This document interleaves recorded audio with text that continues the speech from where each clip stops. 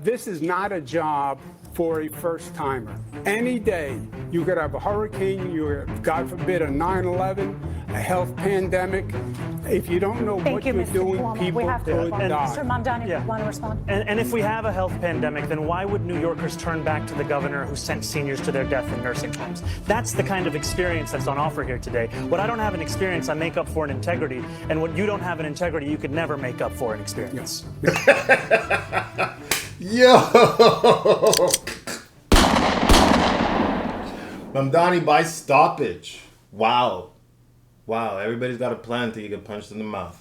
Cuomo's plan was not working. So yeah, guys, I got the highlights. It was like a boxing match. Mamdani took him out into deep waters and drowned both of them.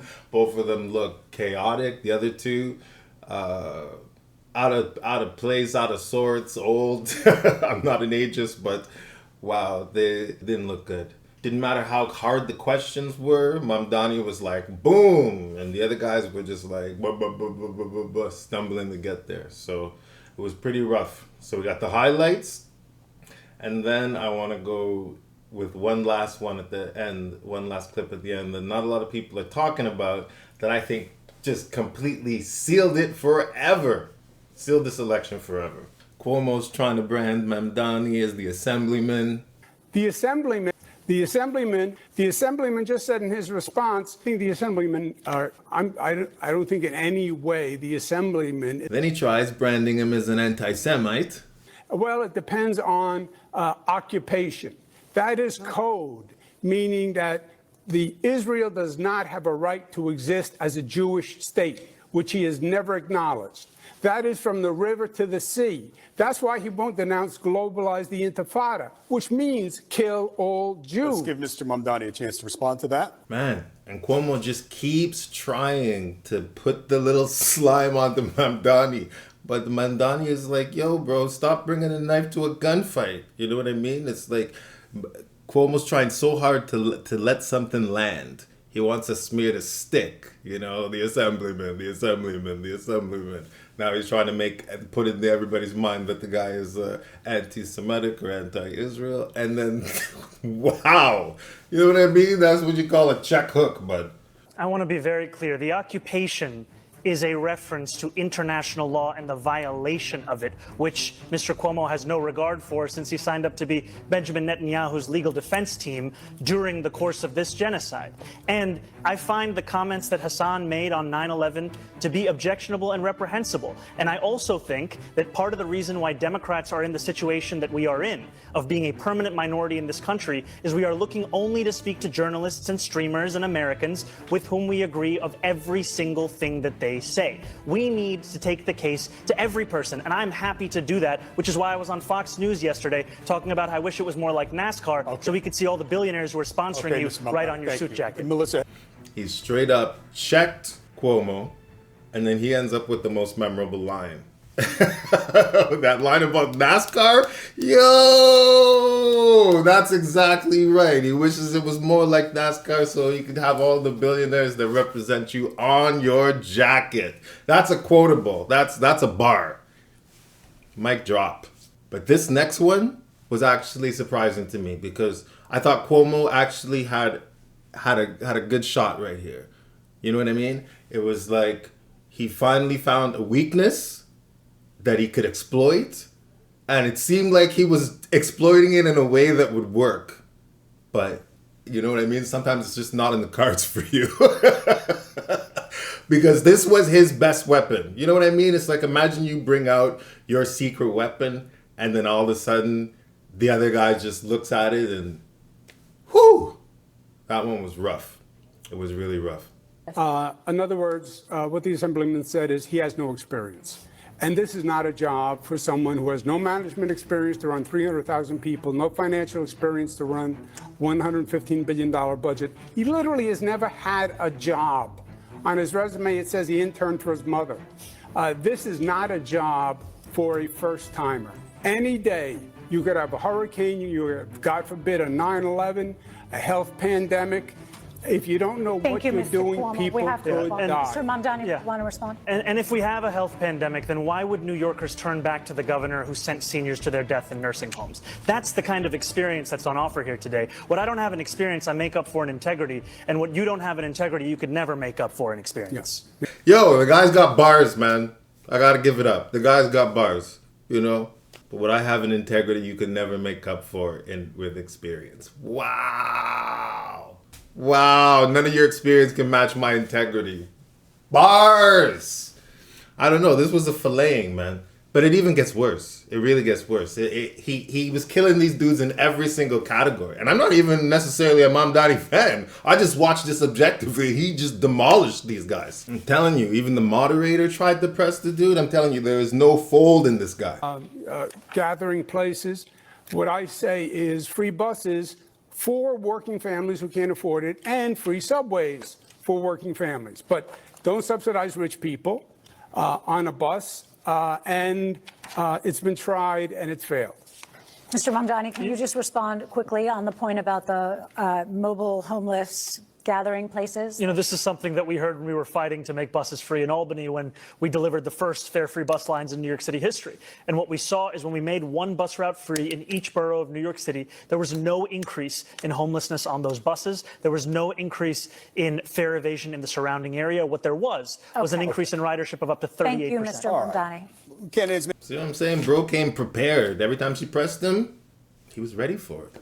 And then the grumpy old man shows up. Man, get off my lawn. The dude was, you know, there was a couple times that he was getting in it a little bit, but then he just will reveal himself. I just said on the buses because I'm coming to half next. the people don't pay their bus fare to begin with, Zohran. And so it's Curtis Zohran. Zohran, it's a complete disaster. If you have free bus fare, and the Citizens Budget Commission said just last year, 2024, $1 billion of fare evasion in all different forms. This MTA system will collapse. There's not enough money out there to make up for fare evasion. Pay your fare. If you don't pay your fare, they have fare programs for the poor and the indigent. But everybody should be forced to pay their fare. Mr. Dude. Pay your fare. That no make it. The only thing this guy's living off of one thing, his accent. He's got an accent that sounds like, you know, some New Yorkers might be like, okay, yeah, he's a real fucking New Yorker. These last two is really what separates Mamdani completely from the pack to the point where it's just like, the other guys just might as well just pack up their stuff and go home. It's just not even serious.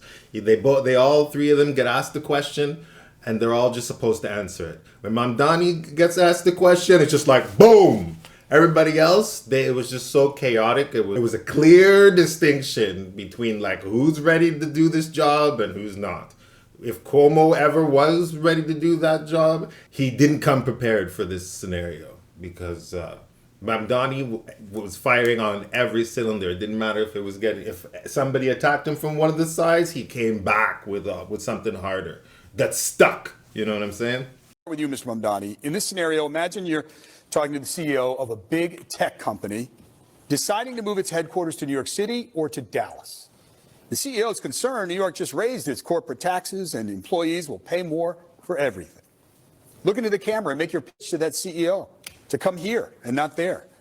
And do it in 30 seconds. New York City has something that Dallas or no other city across this country could actually offer. And that is the quality of life. That is the arts and the culture. That is the people that make the city so special. And I, as the mayor of this city, will deliver that quality of life, will deliver the safety that is the cornerstone of an affordability agenda, and will ensure that companies choose to come to this city and also choose to stay in this city. Because so much of what drives the tech sector is a hunger for innovation, a unrepenting desire to actually innovate, and those are the very things that are going to characterize my city government in this. But what do you say to the CEO about the corporate taxes and also the staggering costs for the workers? We are going to make this city more affordable so that workers who want to work at those companies can actually be able to do so. And we're going to ensure that this city continues to be one where we see businesses opening and also staying open. All right, thank you, Sally. Mr. Cuomo, something of a reverse scenario for you. The CEO of a similar company with 1,000 good jobs tells you she's very close to moving her headquarters out of New York City. She cites everything from taxes to the crushing cost of living for her employees in New York City. How do you convince that CEO to stay? Please look into the camera and make your elevator pitch. You have 30 seconds. We know that the other companies That was for in New Mr. York City. Cuomo. I'm sorry. I'm I sorry. suppose that could happen to anyone, but it was a bad look, yo. Sorry, Andrew.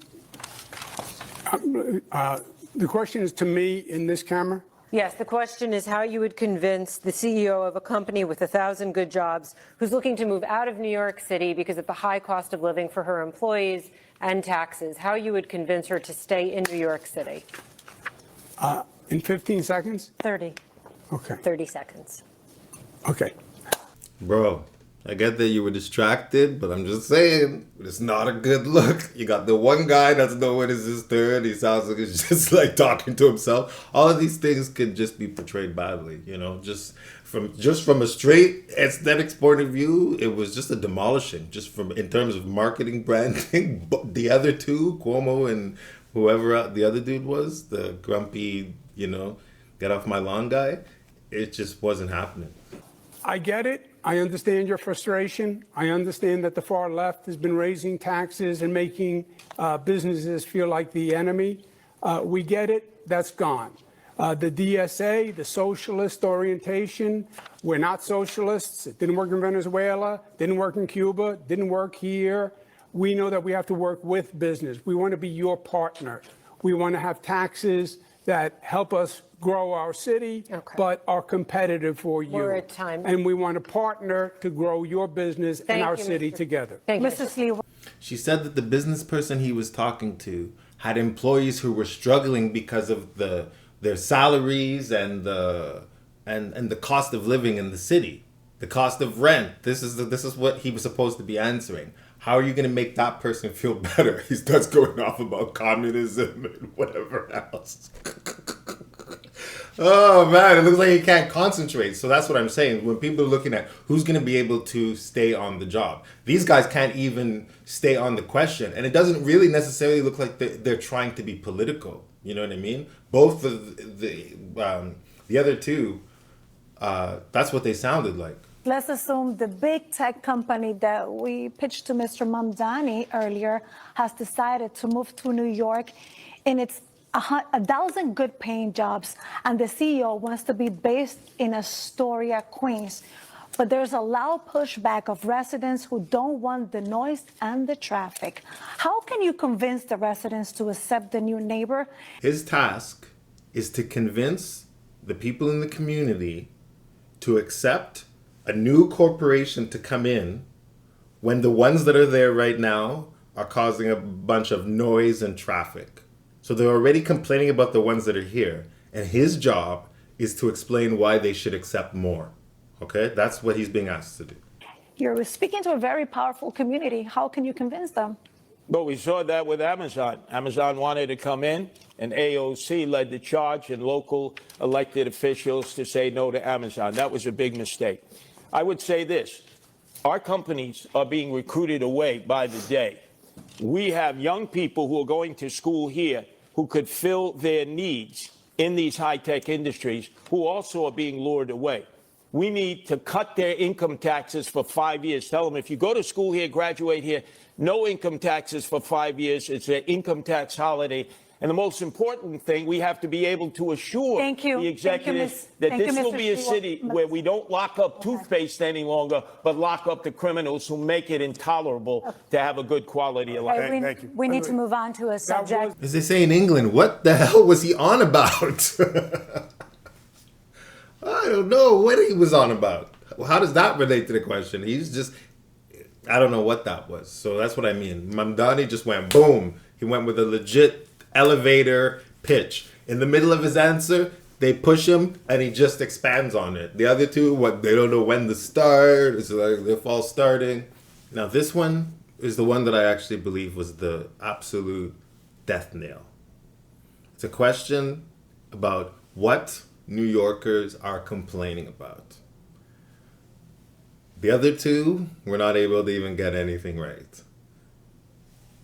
So it's just like when it comes down to it, now his rhetoric backs up with action because he really does know New Yorkers better. You know what I mean? When he's asked the question, what do New Yorkers care about? He's the only one that's able to answer. 38 million contacts from New Yorkers, from calls to the website. Wanted to know if you had a sense across 5 boroughs what the top 2 categories of complaints were. What do you think they were, Mr. Silwa? Potholes, constantly potholes. Second one, top 2? Rats. Mr. Cuomo, what do you think the top 2 complaints were? Homeless and trash rats. All right, Mr. Mamdani? There was housing and noise. Okay, so the answer is noise and illegal parking. Flawless victory. What can you say, man? It's a wrap. Demolished. I don't know how those guys can come back from that. There's no other scenario because what happened in that match is exactly what's going to happen every other match. It's like Crawford, Canelo. That was, there's no sense, there's no need to have a rematch. Or Crawford Spence.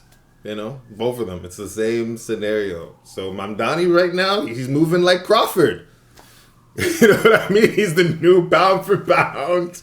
You know, he's definitely pound for pound in this weight class. You know, because he just demolished those two fools. That wasn't even close. They did at points give their best work, but it's just that like he's got the rhetoric down. You know what I mean? He's got it almost sounds like he's rhyming half the time. Some of these points that he's making. So yeah, that was the debate. I'm Big Foe. I'll see you guys again, man. Peace.